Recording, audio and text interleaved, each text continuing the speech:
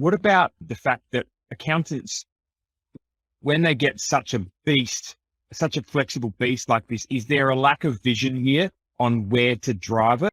It depends on the firm. It depends on the person. Yeah, lack of vision, lack of understanding as well. Like, it probably goes back to that first point. Like, if you don't understand the data and where it comes from and what you can do with it, and then equally you don't understand the visualizations even and know how you can represent that data, then you're going to struggle. But, so it's a combination of different things. I think there's almost two parts to that question, so I'll divide and conquer, if you will. So in terms of the vision part of it, I think, if you have a passion, and if your passion is to improve the condition of a small business owner, if you want to help them build their business, then this is a good space for you. This is something that will really help support that work.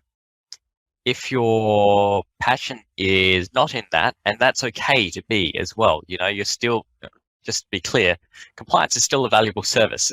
Tax advisory is still a very valuable service. And if that's the way that you want to help improve your business owners' lives, then that's great. You should continue to do that. But if you're looking at the management consulting area in particular, then it needs this information to be able to make good informed decisions. So I think that's maybe the splitting the hair and the vision there, is that if you're looking for a slightly better compliance report, then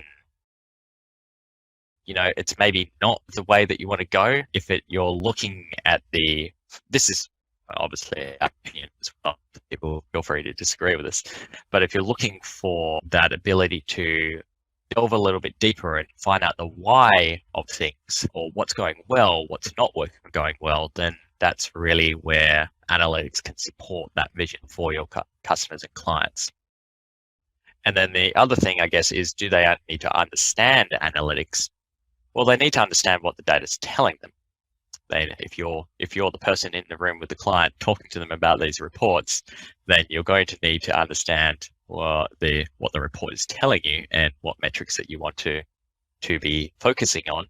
And also, I guess, understand that measuring the wrong things or measuring certain things can have unintended consequences. So, for example, we were talking to a medical practice recently, actually, who were looking to put in a bonus scheme for one of their practitioners, basically. And so they were thinking, well, if they improve this ratio number, the number of times that a particular customer will come back on average per year to be this number instead, then we'll give them a bonus. And we noted, well, you could improve that number by actually just seeing less people and less appointments and improve that number.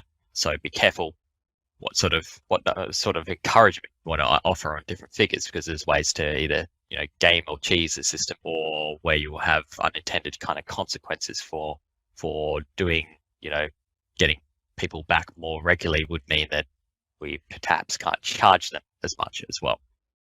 So understanding which numbers to track is important. But as far as the actual know-how and how to produce the reports, etc., I don't think that's really necessary for someone at the director or partner level to really get involved in. This is why you employ people. Now, you can if you want to, of course, if that's what your interest is as well. But certainly with no aspersions to my director whatsoever, if I told him to produce a Power BI report, it would be utterly lost. It would be a real problem for him. But he doesn't need to understand how to produce it. All he needs to understand is that the data is sound, and that the KPIs that need to be produced for a particular business